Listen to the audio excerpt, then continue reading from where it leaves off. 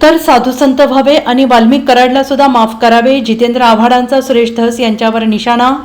अभिनेते राहुल सोलापूरकर याने महापुरुषांवर वादग्रस्त विधाने करण्याचा सपाटा सुरूच ठेवला आहे. त्याने आधी छत्रपती शिवाजी महाराज यांच्या आग्रा सुटकेवरून वादग्रस्त विधान केलं होतं.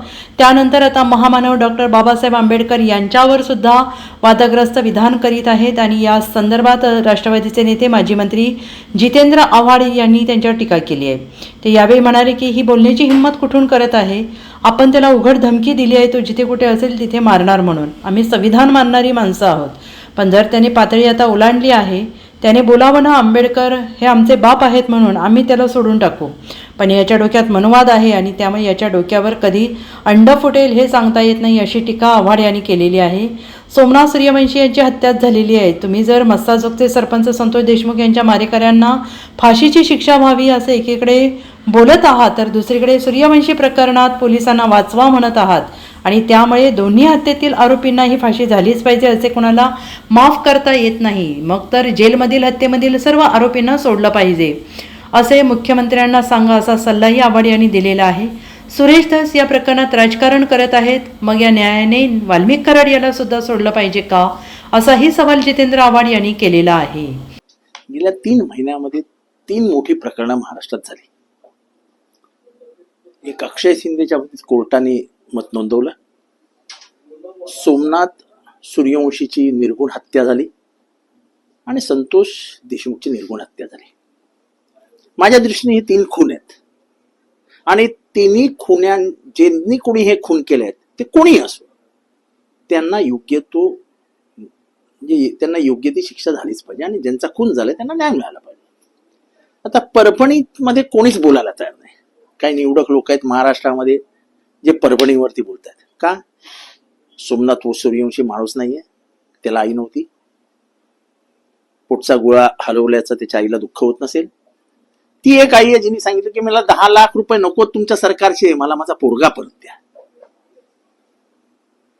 मला सांगा, सरकारने कधी गांभीर्याने घेतलं सोमनाथ सूर्यवंशीला? किंबहुना विधानसभेमध्ये उत्तर देण्यात आलं की तो श्वासोश्वासाच्या त्रासामुळे मेला.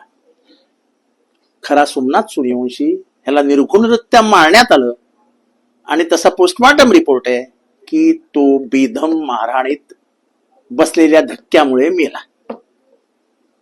अच्छा, तो कुठे मेला सांगायला तयार नाहीत. तो मेलाय, तो कारागृहात मेलाय, तो पोलीस लॉकअप मध्ये मिळाला आहे.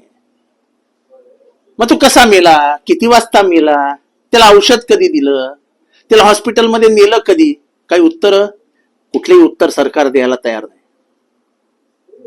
म्हणून काही समविचारी संघटना, आंबेडकरवादी संघटनांनी लॉंग मार्च काढला.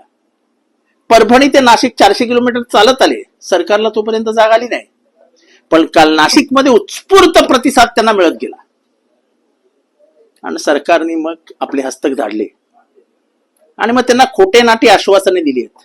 ते परदेशी शिखर परदेशी नावाचे IAS ऑफिसर आहेत, त्यांच्या सहीनी. एवढे दिवस काय करत होतात? सोमनाथ सूर्यवंशी मरून आज जवळजवळ 2.5 महिने व्हायला आले. सरकार झोपलं होतं का? या सरकारला छोट्या समाजाबद्दल काहीच वाटत नाही का? तो सगळा अशिक्षित पोरगा होता का? लॉचा विद्यार्थी, कट्टर आंबेडकरवादी, कट्टर. मी कोरोनामध्ये आजारी होतो, तो माझ्या ओळखीचा नाही, पाळखीचा नाही, पण जेव्हा मी खूप गंभीररित्या आजारी आहे आणि कदाचित माझ्या वाचण्याची क्षमता कमी आहे, तेव्हा या सोमनाथ सूर्यवंशीने ट्विट केलं होतं आणि फेसबुकवर लिहिलं होतं की जितेंद्र आव्हाड हा लढवय्या योद्धा आहे, हा लढवय्या कार्यकर्ता आहे, ही लढाई हा जिंकेल. तो सोमनाथ सूर्यवंशी हा माझा विचाराने भाऊ लागतो. कोणाला खंत न खेद, त्याच्याबद्दल कोणीच बोलायला तयार नव्हतं. आज जेव्हा मुंबईकडे आगेकूच होणार आहे म्हणल्यावर सरकारने काहीतरी उद्योग केले आणि मग काहीतरी लिहून दिलेलं आहे. माझ्याकडे ते पत्र पण आहे. आज कशी काय सस्पेंड करता तुम्ही लोकांना? आधी का नाही केले? अधिकारी गुन्हेगार नव्हते? हे प्रकरण दडपण्यासाठी म्हणून सरकार दलालांचा हस्तकांचा उपयोग करताय. आम्ही हे प्रकरण असं दाबलं जाऊ देणार नाही. सूर्यवंशीसाठी पण लढू आणि संतोष देशमुख साठी पण लढू. खून आहे. आणि कोणाचाही खून असो, जो कोणी खून करतो त्याला सजाही झालीच पाहिजे. विशेष दूतांनी जाणीवपूर्वक मोर्चा चिरडल्याचं तुम्ही वक्तव्य केलेले, तुमचा नक्की रोख कोणाकडे? माझा रोख नाही, ते आता पेपर तुम्ही शोधा ना, तर काय वाटतं तिथे कोण गेलं होतं, एवढे दिवस ते कुठे होते, आधी का नाही गेले, आणि ते असं कसं म्हणू शकतात की जाऊ द्या, माफ करा, माफ करा. अरे वा, हे म्हणजे साधू संतांची अवलाद आहे. माफ करा, खुन्याला माफ करा. त्या पोटच्या गोळगाय गेला त्या बाईच्या, सेकंड इयरला म्हणजे लॉ करत असलेला विद्यार्थी हातातनं जातो आणि आपण खुशाल बोलायचं माफ करून टाकावं. अरे वा, माफ करा. तुमच्या घरातला कोण मेला तर असं खुनात माफ कराल काय? सांगा ना संतोष देशमुखच्या घरच्यांना जाऊन, जाऊ द्या, माफ करा वाल्मिक कराडला. का तिथे राजकीय समीकरण जुळत नाहीत ना, म्हणून वाल्मिक कराड. आणि इथे काय आपलं राजकारणाशी घेणं देणं नाही, माफ करून टाका. वाल्मिक कराड पण दोषी, त्याचा आका पण दोषी, संतोष सूर्यवंशीला मारणारे पण दोषी, आणि अक्षय शिंदेला मारणारे पण दोषीच.